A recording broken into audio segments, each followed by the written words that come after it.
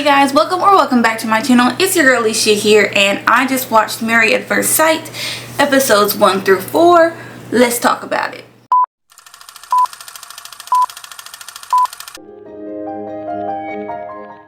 So I had never watched Married at First Sight before. I was kind of on the fence, like, is this gonna be a good show? Guys, yes. Okay, I was not familiar with the Married at First Sight game, but we here now. Okay, we are here now, and I'm reviewing episodes 1 through 4 because I did not realize that I had already made it all the way up to episode 4 until I checked the little episode list, because I just wanted to see how many episodes were in the season. And I was like, oh, if you are like me and you have never seen Married at First Sight, the concept is you've got 3 experts. They send out this little like questionnaire. People fill out the questionnaire, and then based on how you answer the questionnaire, they pair you up with somebody else. And then I think it's like 5 couples. So you have, yeah, I took off my glasses, so whoop. But so you have Alexis and Justin, you have Kristen and Mitch, Stasha and Nate, Morgan and Ben, and Lindy and Miguel. So those are the couples that we are introduced to. Those are the couples that get matched up and paired up. So then the couples have to tell their friends and family, hey, surprise, the experts found somebody for me. I'm getting married. Be there or be square.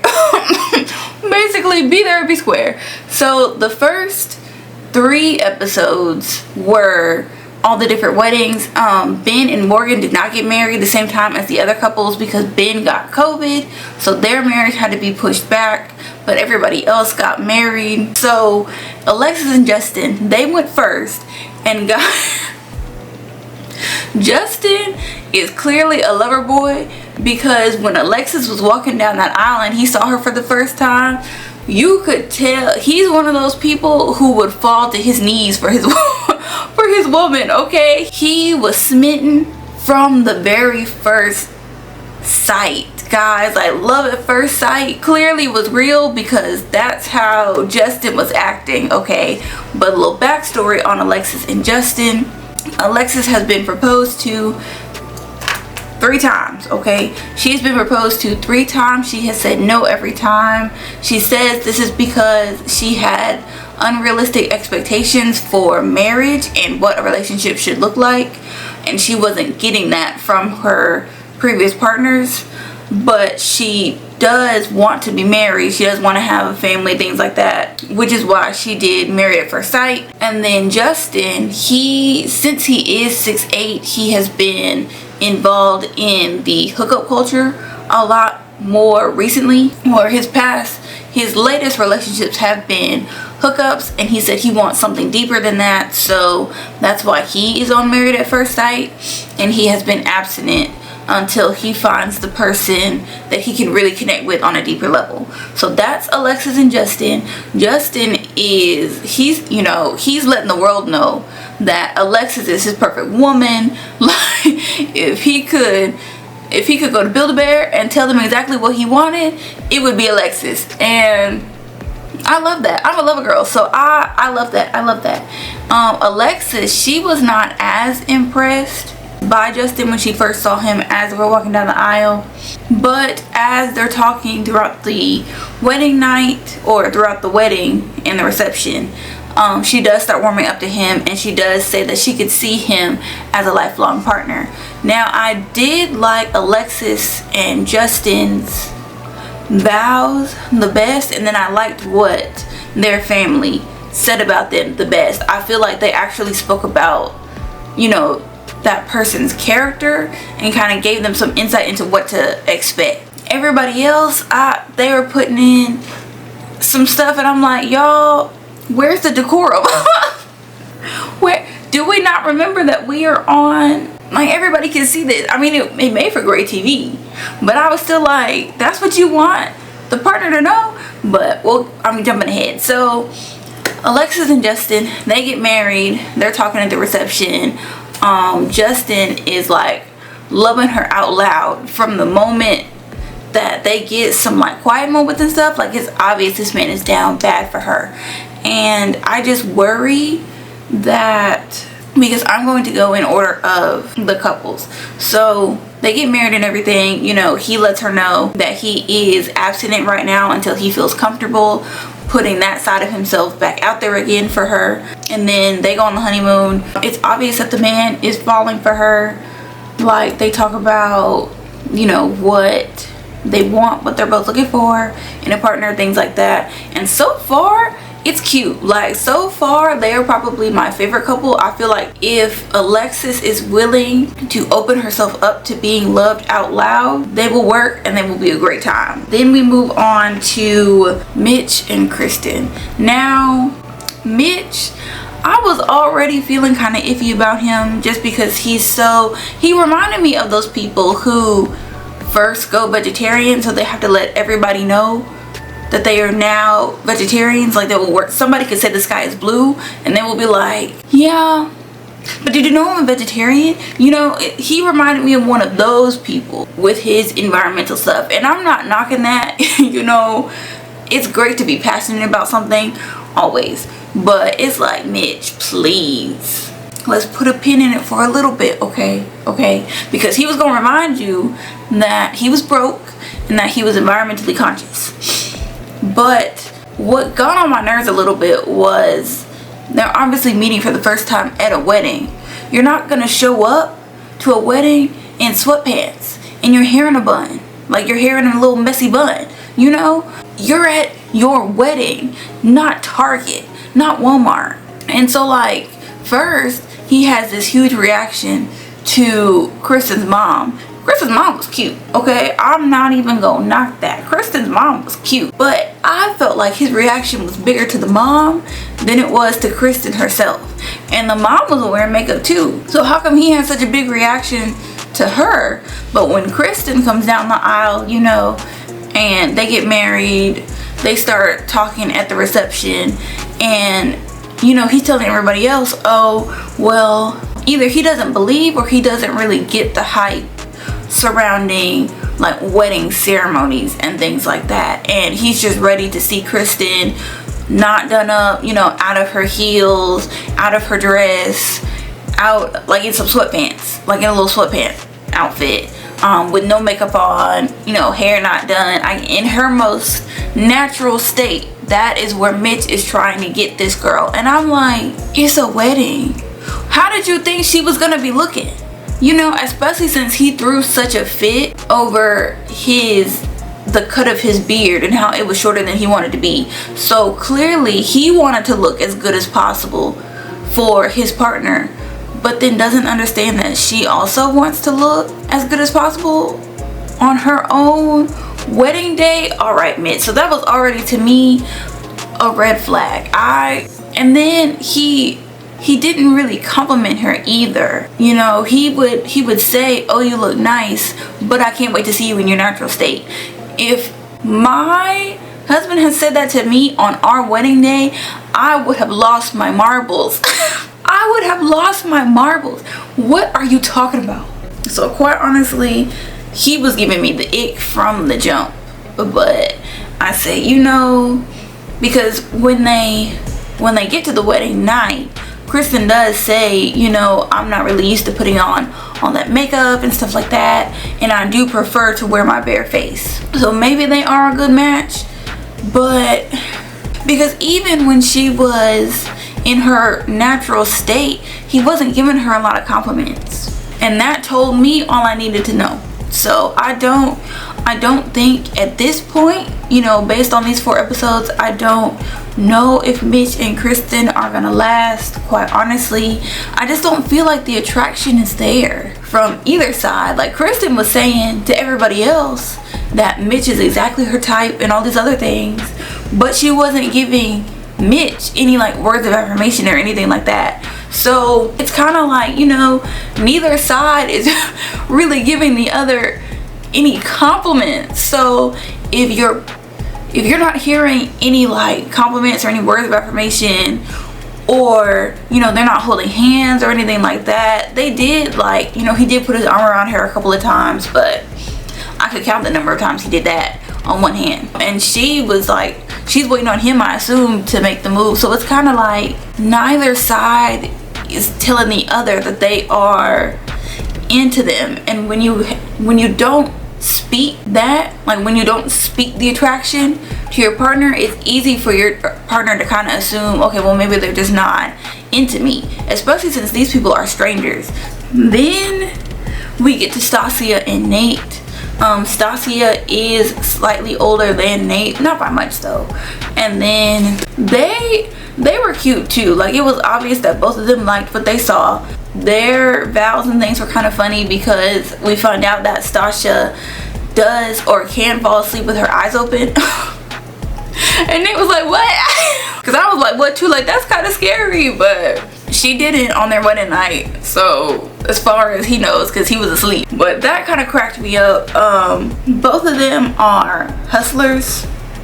Nate kind of gives me scammer energy just because of what he was saying to the cameras. Like, he would say how he was the kid in school that would like resell candy and resell sneakers and like stuff like that. And I was like, that's a fine line. You know, how much do you really want to admit? But I guess the whole purpose of this process is honesty. So hey, if you like it, I love it. Later on in the episodes, we do find out that he had to file for bankruptcy for his business. And my thing was, what kind of business did you have? What was the business? Nate, what was the business? But he told Stasia's mom and sister and friend that, and the mom was looking like, so are you broke? Or because the way he said it was very misleading. Like, he just said it was devastating for him, and then kind of like switched. They just kind of like moved along. I don't know if that was editing or what, but I was like, all right. But at the wedding, he kind of gave me a yellow flag. Before I get into this, let me just say, there was nothing, like Stasia said, there is nothing wrong with having female friends as long as there are clear boundaries in place, okay? Now, he didn't need to have strict boundaries before because he was single, and that's completely understandable. He was single, he could move how he wanted to. But now, he is legally married. So some of them female friends, he's gonna have to start setting some stronger boundaries, because the way that the female friend was talking to Stasia and Nate, to me, it was giving a little bit of, it was giving sus. It was giving sus. Like, she was saying, you know, if you have any questions, if you want to know anything. The female friend was just coming on a bit too strong for me, to where I feel like that might be a problem that needs to be addressed between Stasia and Nate. Because his friends kind of asked her about that, and she did say, you know, as long as boundaries are in place, that's fine, but we will have to talk because his boundaries might be different from mine. And clearly they are, because when the friend brought up the fact that they be having game nights at each other's place, and the way they talk about it, it sounds like it's just those two, and that was fine when he was single. I'm with Stasia when she said, you know, maybe less game nights. Guys, the way that friend was looking when she said that, she said, and I just found that so hilarious. But Stasia is correct. She is his wife now. If it makes her uncomfortable, because she's not saying stop hanging out with her. She's just saying, you know, let's put a pin in all these, you know, one-on-one meetups. Later in the episode, Stasia and Nate, they meet each other's respective family and friends. Nate does get emotional because her mom asks, or no, I think it's her sister that asks, you know, we talk about generational wealth and everything like that, but what are some things from your parents that you've seen that you either want to continue or not continue in your relationship? And he gets emotional about how much his dad has done for him. And I'm not gonna lie, I got a little misty-eyed with that. That was a cute moment. It was. And then we switch over to Stasia, and she's talking about how she can work, you know, 12, 14, 15 hours a day, but she's trying to cut back on that. And the dad is like, look, you know, what if he wants you to slow down? Because that is a lot. That's a lot. But she is in charge of a lot of different businesses, so I can see why she would need to work that much. But at the same time, you are married now, so it's like you've got to give some attention to your partner or it's not going to work.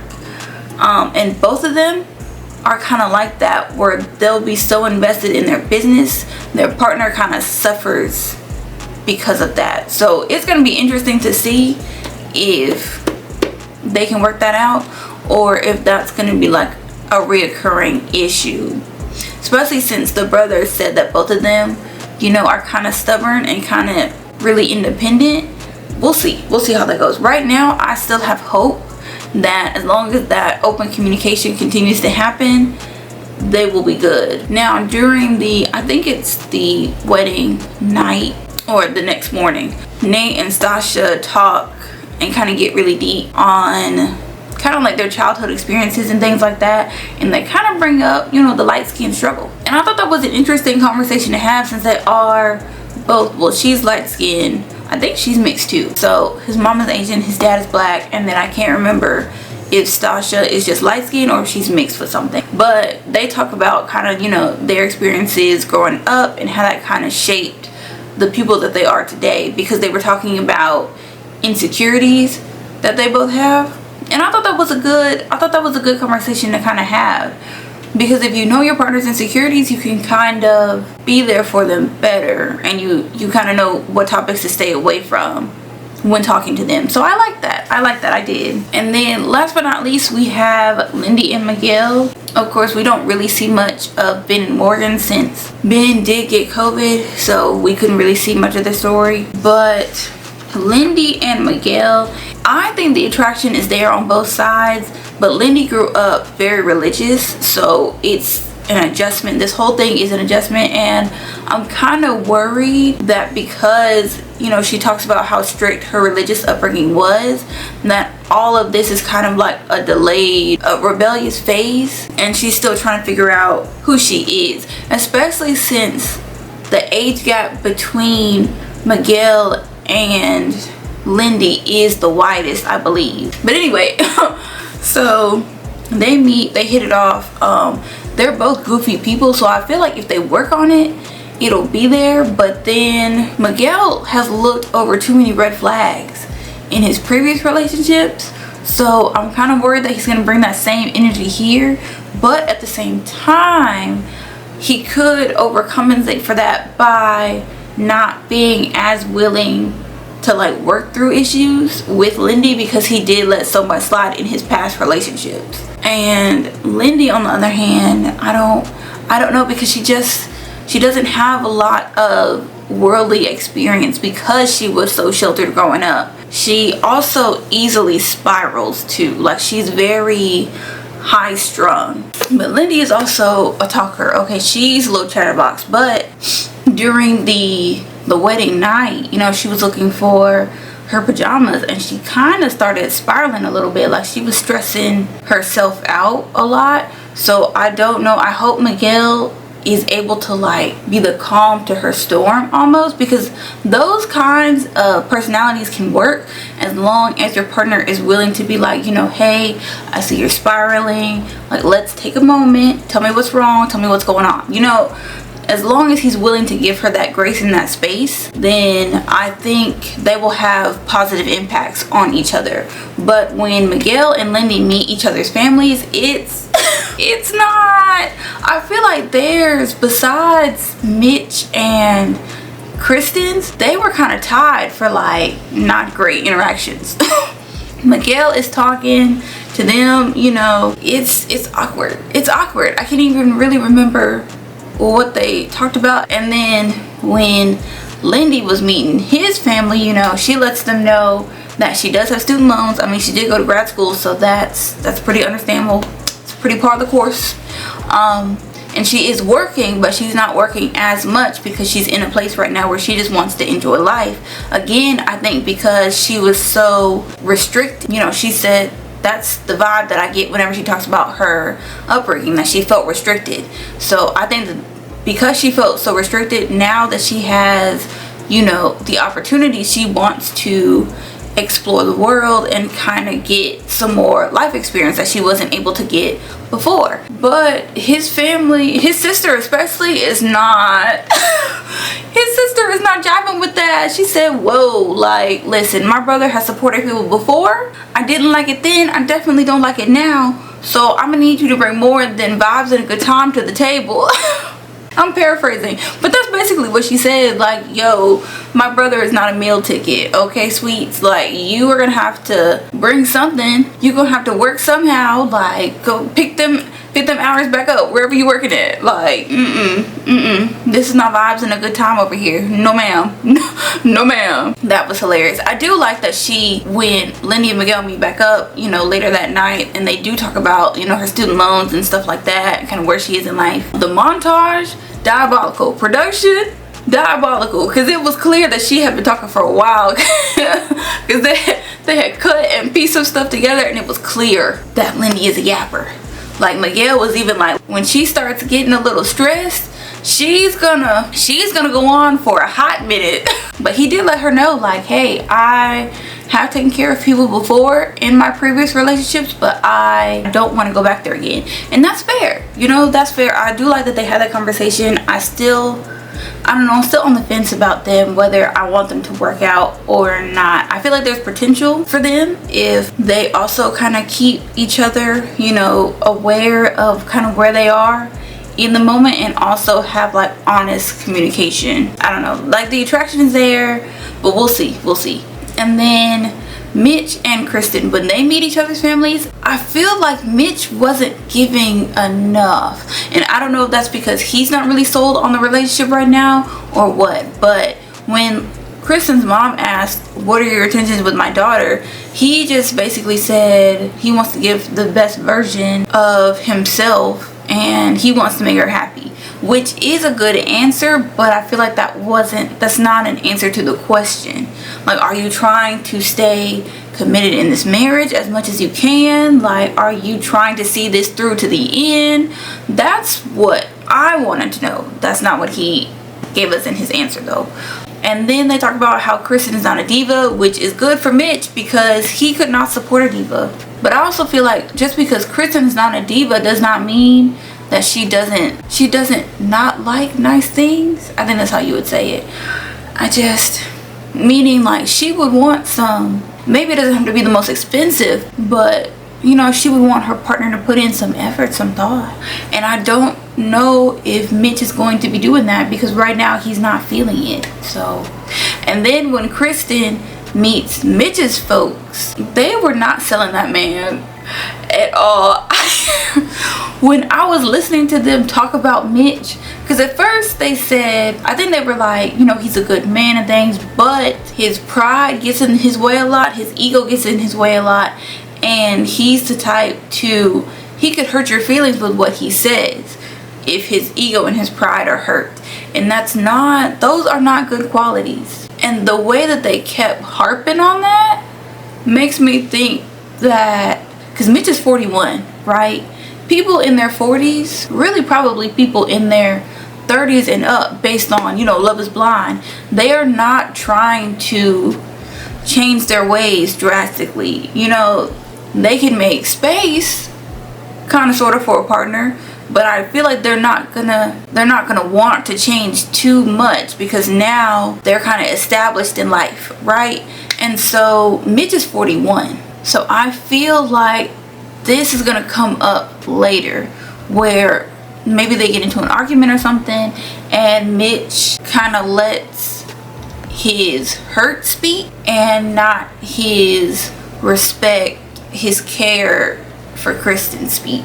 That made me worried a little bit. It was kind of a yellow flag a bit. If somebody is willing to change, you know, that's why it can go from a yellow to a green. But if they're not, it's gonna go from a yellow to a red. So we'll see. You know, the preview for episode 5, clearly some foolishness is about to go down. But thank you so much if you made it all the way to the end for watching my video. So I will see y'all in my next video. Bye guys.